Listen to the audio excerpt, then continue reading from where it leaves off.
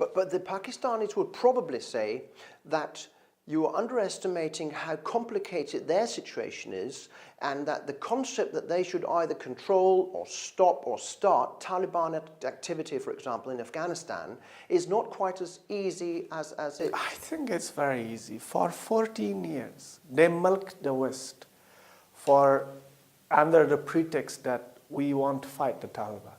Now they come to the same West. They say, give us more money, we bring them to the talks, which means they never fought them. They kept them for this day to double charge you. It's not that complicated. It seems complicated to you guys, but we are in the same neighborhood. You know, Sweden may look very complicated to me, but for you it's here. You can see it from this side of the river. Pakistanis come to the West and they frighten the West. Oh, all people are with turbans. How we know this is the Taliban? That's non-Taliban nonsense. We know. The Taliban leadership is in their guest house. They are not in some cave. The sons and daughters of Taliban leaders go to colleges in Islamabad. They have Pakistani passport flying to Qatar for talks.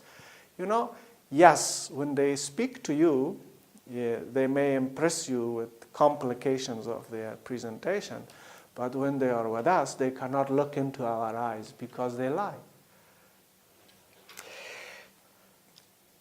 I presume somehow that you don't see this regional conflict ending up with some sort of massive military victory for one of the parties. So sooner or later, there's going to have to be some sort of talks. There's going to have to be some sort of political solution to create stability and peace in the region. When will this arrive, and is it the right to criticize the Pakistanis as hard, because sooner or later you're going to have to sit down and talk to them? Well, my first message to the Western nations is don't look at it in the context of Afghanistan. Look at it in the context of global security. You have a deceptive army harboring terrorism. Is that sustainable? No. You have an army with massive history of nuclear proliferation. Will you tolerate them further? They are now developing tactical nuclear devices. Tomorrow they may, develop mini tactical devices, pocket-carried tactical devices of nuclear nature. They have to be stopped. It's not an issue for Afghanistan only. Don't treat us as an expendable corner of the world. One way or another way, that country is going to come after the West in one way or another because they are not honest. They are not honest with themselves, they are not honest with the neighborhood, and they are not honest with you.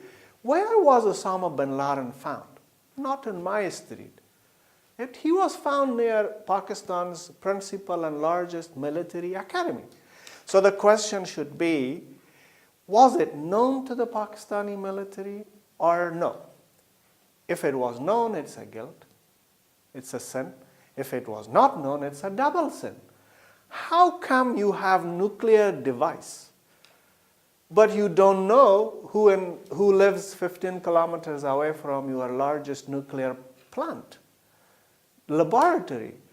So that country, by the very nature of its conduct, is a danger to you and to us.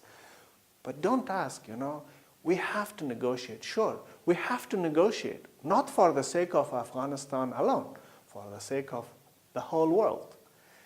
Who have been killed in Afghanistan? 3,000 Americans. By who? The same people. But there are new conflicts coming up, new areas where the West has to focus. I'm sure there are elements of the West being tired and to a certain extent frustrated by the last 20 years. What happens if the West tires basically of pumping billions into the region and pulls out before some sort of common ground has been reached, for example, between the Afghanis and the Pakistanis? Again, I think it's a mistake to put it an issue of Afghanis and Pakistanis. 9/11 did not happen in Kabul, it happened in New York. It's a connected world. Secondly, you are talking about prioritization. If the world is a body, and the issue of terrorism and the Pakistani support for terrorism, in my view, is a cancer. And Syria, in my view, is a kidney problem. Which one you want to solve first? You can live without a kidney, but you cannot tolerate, cancer to survive in your body. So they have to solve Afghanistan. Another urgent matter in the world does not mean Afghanistan has lost its significance in the context of the Western security. Now, but you, Mr. Saleh, you can still end up in the situation basically where the West starts to give priority to some of these other conflicts, where some of them, like the Paris incident and other incidents like it, basically means that the West suddenly, I won't say grows tired, but simply gives priority to other areas and start pulling out. What's going to happen? Yeah. First of all, you have to know that, and you should realize that people in the rest of the world look up to the West for global leadership, for leadership of values, of principles, of procedures, of systems. But if the West leaves each mission half finished, quarter finished, and moves on to chase other matters, then the question will arise: does the order around the Western-centric institutions survive? One question. I don't want to answer it too. We will not be able to stop the West and say, we are important, don't go. We were not able to stop the West from complete departure in the 90s.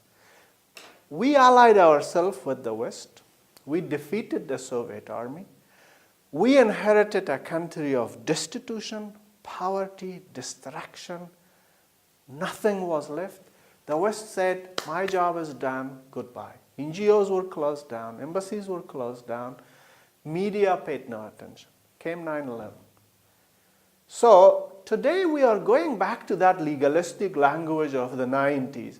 Oh, Afghanistan, it's you and it's your problem. We got one man killed, that was Osama bin Laden, finished. That's wrong. That's wrong. Osama bin Laden was the founder of terror. But he turned the terror into a school of thought. And that school of thought is partially headquartered in Pakistan. That's not defeated. That's not eliminated. So why you leave it to us to solve it? If you, with your combined strength, didn't manage to solve it, now you are basically telling us, we are fatigued, we go, and you solve it. It's not going to be solved. It will come back in a way, in one way or another, against you again. But do you see any sort of common ground between Afghanistan and Pakistan where some sort of dialogue can start? Absolutely. The dialogue is already there. We have a simple request from the Pakistanis. Deal with Afghan state. If you have grievances, if you have legitimate interest, if you have a legitimate interest, work it with Afghan government.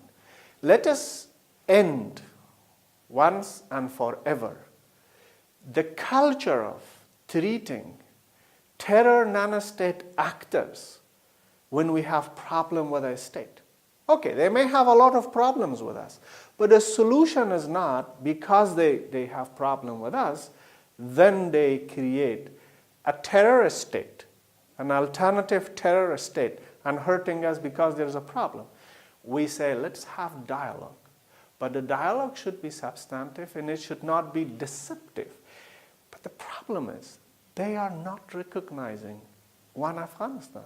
They have two Afghanistan. One Afghanistan which they officially recognize is an Afghanistan which Denmark also recognizes, and it's Kabul. Pakistan also recognizes a terror-led Afghanistan whose government is in exile in Pakistani cities. They should stop that.